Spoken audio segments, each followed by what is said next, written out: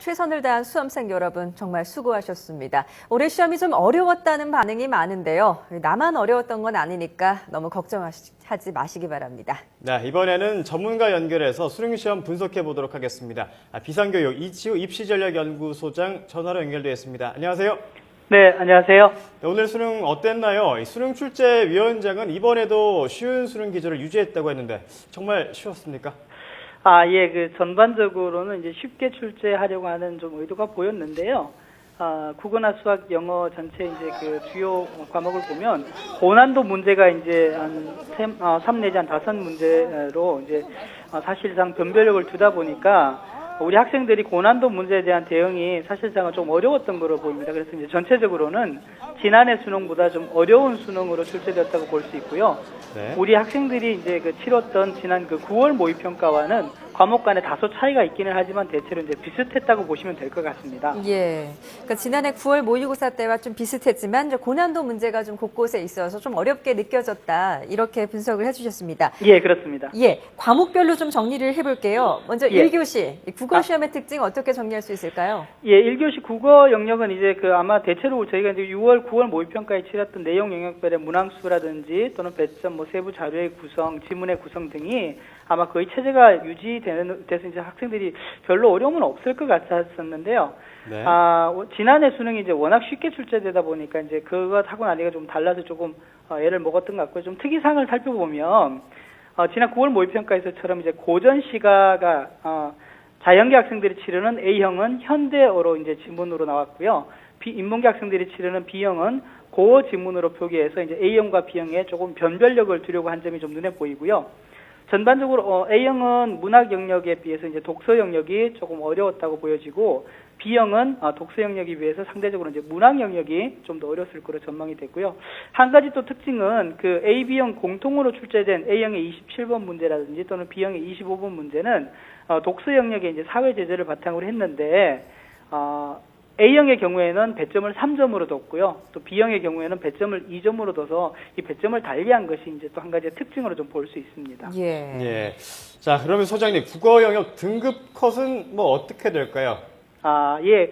이제 과목별로 등급 컷이 상당히 이제 좀 중요하긴 한데요. 먼저 네. 국어 얘기가 나왔으니 국어를 좀 살펴보면 지금 이게 이제 저희가 추정한 예상 체감 등급 컷이라고 볼 수 있는데 국어의 A형의 1등급의 등급 컷은 저희가 이제 한 95점으로 보여지고요. 예. B형은 96점으로 한 1점 정도 이제 차이가 나고요. 2등급의 경우에는 A형이 90점, 그리고 이제 B형이 92점으로 한 2점 정도가 차이가 나는 것으로 일단 국어에서는 이렇게 예상이 됩니다. 예. 이게 지난해에 비해서는 좀 다소 하락한 겁니까? 그렇죠. 지난해 이제 말씀 주신 대로 보면 지난해는 이제 국어가 A형, B형이 아니라 한 개의 유형이었는데요. 예. 1등급이 98점이었고 2등급이 95점이었거든요. 예. 그러니까 대체로 이제 A형, B형 간에 이제 차이가 좀 나긴 합니다만 1등급의 경우에는 3점에서 대략 한 이제 5점 정도까지 이제 차이가 좀 나고요. 예. 2등급의 경우에 1등급의 경우에는 이제 3점에서 정도 2, 3점 정도 차이가 나고 2등급의 경우에는 한 5점, 3점에서 5점 정도가 좀 더 떨어진다고. 유형에 따라서는 다릅니다. A형, B형. 예. 그렇게 볼 수 있습니다. 예, 알겠습니다.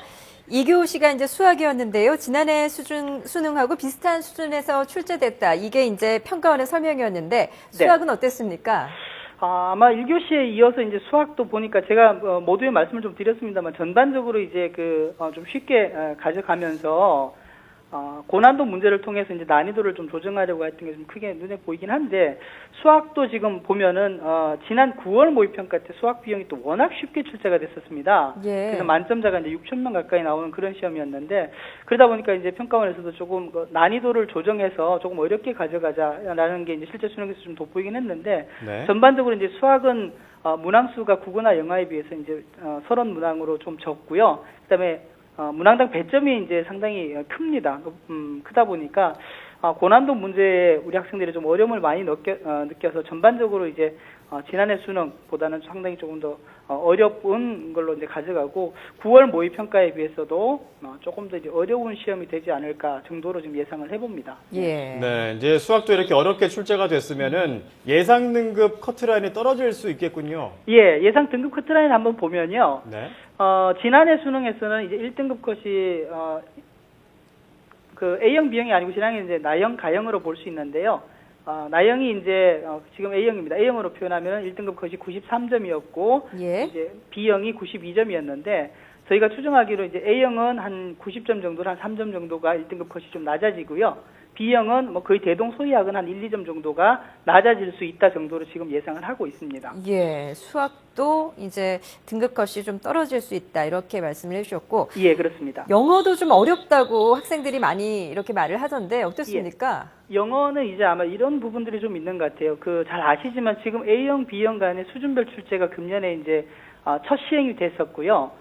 영어의 경우에는 뭐 계열, 인문, 자연 계열에 상관없이 상위권의 경우에는 주로 전부가 다 B형을 선택해서 좀 응시를 하다 보니까 공교롭게도 이제 중하위권 학생들은 좀 쉬운 A형을 선택하고 중상위권의 좀 이제 우수한 수험생들은 B형을 선택하는 그런 얘가 나타나는 바람에 실제로 이제 B형 난이도가 상당히 좀 어려운 시험으로 돼 버렸어요. 그러니까 이제 상위권 학생들을 변별하다 보니까 수능 B형의 난이도가 어느 정도 이제 좀 어려워진다. 이제 그런 시험이 돼서 지난 9월 모평 때도 이제 상당히 영어가 어려웠었어요. 예. 예, 그 어려운 정도가 아마 9월 모평하고 비슷해서 B형의 난이도는 상당히 좀 어렵지 않을까. 예, 그렇게 좀 판단이 됩니다.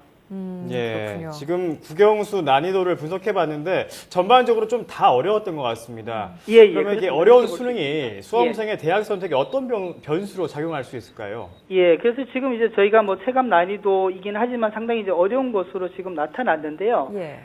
이렇게 이제 수능 시험이 좀 어려워지다 보면 상위권, 이제 중상위권의 학생들의 이제 변별력이 어느 정도 수능에서 확보가 되니까 우리 학생들이 정시로 갈 수 있는 대학학과의 어떤 수준 정도가 좀 명확해지잖아요. 예. 네, 그러다 보면 우리 학생들이 이제 수시 1차에 지원해 놓은 대학별 고사에 응시를 하지 않는, 그러니까 응시율이 이제 지난해에 비해서 다소 이제 떨어질 수 있다는 걸 조심스럽게 좀 가정해 볼 수 있고요.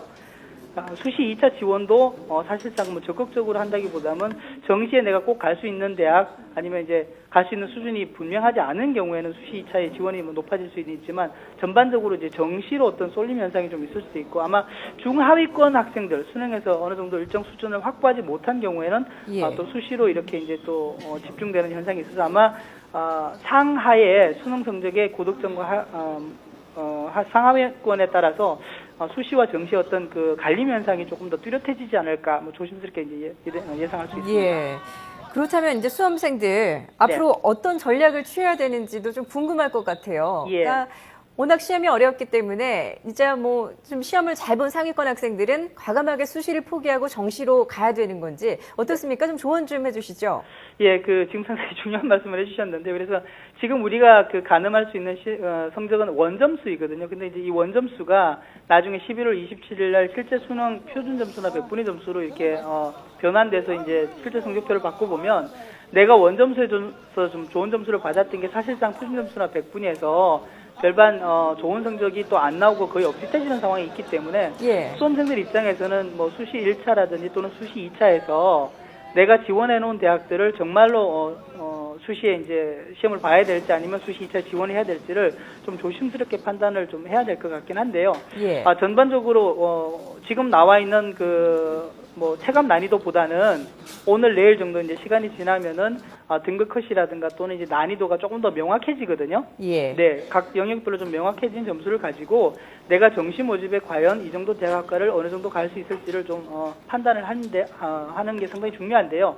너무 지나치게 뭐 1, 2점을 가지고 정시다, 수시다라고 판단하지 말고 대략 뭐 그레이드를 두고 난 다음에 내가 이 정도 수준이면 어느 정도 대학 수준으로 갈 수 있다는 판단에 그 수준 안에 포함이 되면은 수시와 정시를 같이 병행하는 방법을 예. 수험생들이 좀 같이 함께 한다면은 지원에 있어서 별 무리가 없을 것 같고요.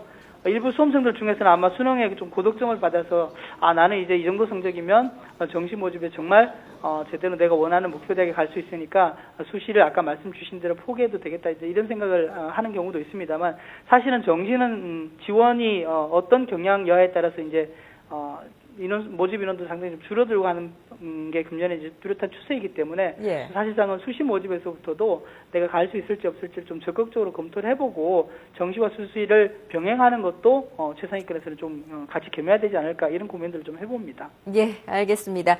오늘 말씀 감사합니다. 지금까지 이치우 비상교육 입시전략연구소장이었습니다. 고맙습니다. 고맙습니다. 네, 감사합니다. 네.